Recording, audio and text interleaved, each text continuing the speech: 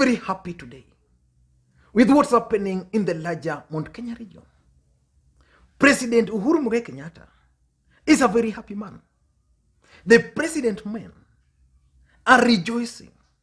They are rejoicing at what's happening in the larger Mount Kenya region.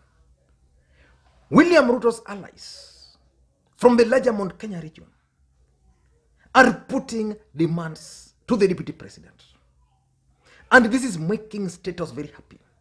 And this is making President Uhuru Kenyatta very happy. And this is making President's men very happy. So in this video today, I want to explain to you guys why the president and his men are very happy after allies of the deputy president put forth tough demands to the deputy president William Ruto. But before we do that, if you're watching this channel for the first time, please take a second or two and click the subscribe button so that next time you produce a video like this, YouTube will automatically notify you. And to the subscribers, please give this particular video thumbs up. Now back to the main issue. Back to the main issue. Politics is a very interesting game. Over the weekend, I opined on this platform that William Ruto had created a strategy team. But one segment, one of his key segments, was missing from that strategy team. That strategy team did not have any single member from the larger Mount Kenya region. And I predicted that that particular move alone is going to create chaos within the allies of the deputy president, especially from the larger Mount Kenya region. Because you can't ignore the support the larger Mount Kenya region have always provided to the deputy president. And I remember a senior member on this channel challenging me that I was actually advancing a narrative because he had seen other people who are allied in quotes to Raila Odinga trying to advance the same narrative. I could not really challenge him because by that time, for those who've been here, I was a bit unwell and I had not really gone or followed other analysts, whatever they were saying. So I just kept quiet. But I knew at the back of my mind that that move was going to create problems for the deputy president, William Ruto, the problem of trust. So in the past 2 days, allies of the deputy president have been meeting. They met on Saturday. And again, they also met yesterday. And yesterday, they met at the residence of the Mathira member of parliament, of the Mathira member of parliament, Rigathi Gachagua, in Nairobi. That meeting was attended, according to sources, by over 40 members of parliament from the larger Mount Kenya region. Some also attended via Zoom. So it was a huge meeting. And during that meeting, they agreed to put demands to the deputy president. And some of these demands are actually ridiculous. The first demand they are putting is what they call economic demands. And they are saying that they want the deputy president to guarantee them minimum returns on their produce. It's laughable because the deputy president, William Ruto, is not the president of the Republic of Kenya. That's the truth. He's been kicked out of some of these roles. And one of the key players in William Ruto's camp, Mwangi Kiunjuri, was the Minister for Agriculture. So the question would be, what role did he play to achieve some of these things? They're also putting demands for water projects. I remember when Mathira was the Minister for Water in this country. Now, let me ask you a question. Is there any part of this country which has benefited from water projects more than Rift Valley and more than Central Kenya? And are these leaders from Central Kenya really within their senses to put some of these demands to the deputy president?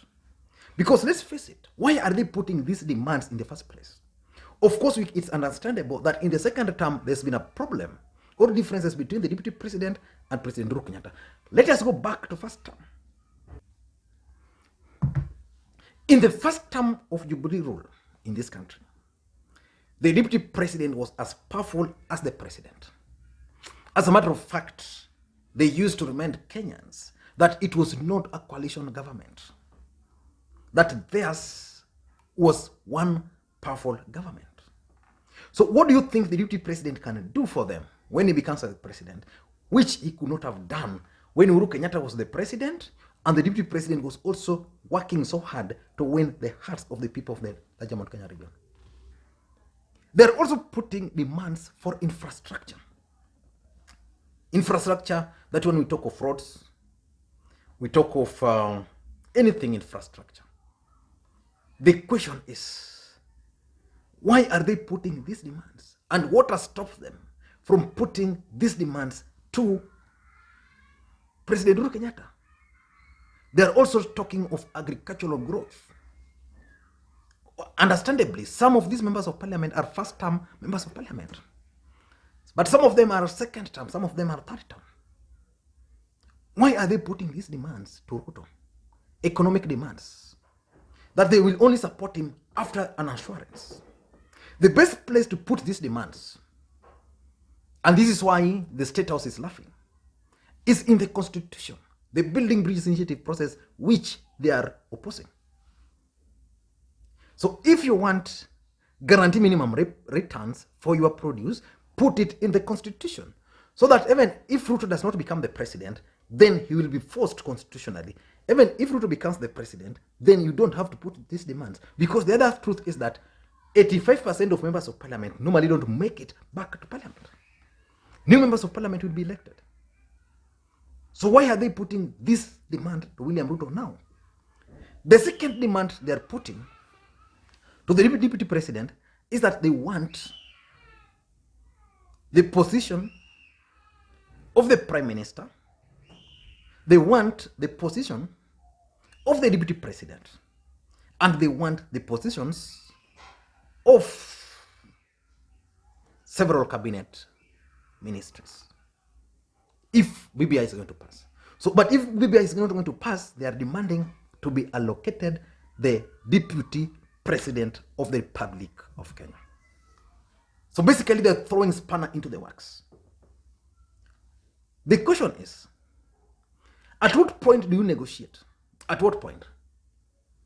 William Ruto has already won the hearts of the supporters in the larger Mount Kenya region. These guys are being reminded every day by Wambugu Nchiri that they needed to negotiate fast. You don't just sell yourself out. You don't just go out there. Then once you are in the box, then you come with the demands that now we want the prime minister. Now we want the deputy president. It doesn't work like that. So if these guys were serious about negotiating with the deputy president, then they ought to have done that, in my considered opinion, much earlier. Not at a time when now Ndindi Nyoro can decide to oppose Ruto, but Ruto can still go to Kiharu with or without his influence. Not at a time when now all these members of parliament can decide to defect from Ruto, but Ruto can still go directly to the people. There was a point they needed to start these negotiations. This is not the time to negotiate. Already, it's like when you want to marry a girl, a beautiful girl. You've identified the beautiful girl. You've convinced her that you're going to do for her everything. She's already there, pregnant. Then she starts putting demands. Does it work like that? That's when the lady is realizing, okay, I needed to ask this guy about my dowry. I needed to ask this guy to buy for me this before I settle. I needed him to do this for me. It doesn't work like that. It only works that you negotiate for something. Why do you think William Ruto even has the guts to lock them out of his strategy meeting, of his strategy team? Because he understands that these guys were too willing to support him. So there's nothing they can now do. The third thing they're demanding is the role in the campaigns. They now want to play a key role. But remember, in this country, everybody understands that without the larger Mount Kenya region, William Ruto's bid is equals to zero. And the key support of William Samoei Ruto actually comes from the larger Mount Kenya region. And these are the people who have given William Ruto, that kind of support, to an extent that William Ruto today in this country is one of the front runners for the presidency. But now they are demanding for a role to play. Which role do they want to play? Is it because they realized that they were locked out of strategy team? I think these members of parliament from the larger Mount Kenya region missed a point. They refused to listen. Sometimes it's important and it's good to listen to the elderly, people who understand politics. There was nothing which stopped them from putting some of these demands to Ruto, because they have the numbers. There was nothing which stopped them from making William Ruto understand that their support in 2022 was not automatic. And this is what the other side were telling them. That, of course, let us not discuss 2022. Let us unite first. After we are united, then we can discuss 2022 and ask what is set for us as a region. What role are we going to play? We have the numbers. The truth is that Central Kenya has the numbers. So anybody who wants them, their support, must be willing to give them a role in the campaigns, in government. So now they are demanding for these roles in the campaigns. Yeah? At what stage are they demanding for these roles? When Ruto can form a party, Uda, make the Secretary General his own person, make the chairman his own person, make any other person without the input of these guys. So it's too late for them. But why do you think these guys are now putting these demands now? Number one, they want respect. I think it's too late for them. They've just realized too late that they're just there for the numbers. No respect. Otherwise, if they were respected, there was no way William Ruto would have crafted a strategy team and without either of them in that strategy team. So basically, they're now demanding for respect. And in my considered opinion, I think it is a bit late. Number two, the realities is now also dawning on them that politics is not what they thought. That in politics, they can easily be just thrown out in that simple way. If a simple strategy team, they cannot be included. Yet they have the numbers. So the reality is now dawning on them that actually they needed a structured engagement with the deputy president. So basically they are demanding for structured engagement with the deputy president. Because if they don't have that structured engagement, it means the deputy president will rest easy and assume that already he has Central Kenya. So when he's thinking of a running mate, he can go and look for somewhere else. Again, Central Kenya would not want to support the deputy president. And I've maintained this. There's no way Central Kenya is going to support William Ruto if William Ruto is not going to offer them the running mate. So, and that's why William Ruto must pray so hard that the BBI is going to pass, so that he's going to have several slots to dangle to several regions. Otherwise, Central Kenya is going to give him a problem.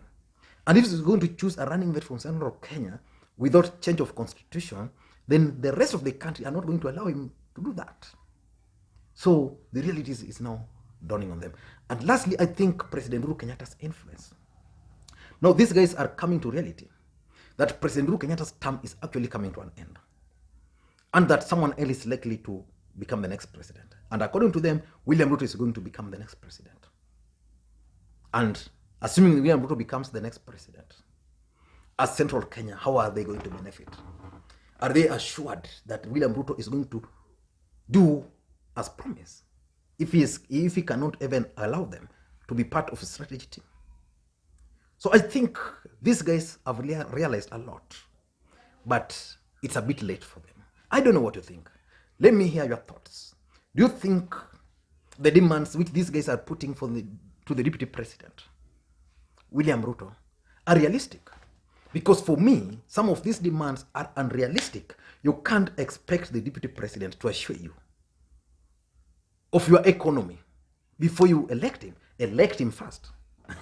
Thank you guys, and please you have a good day.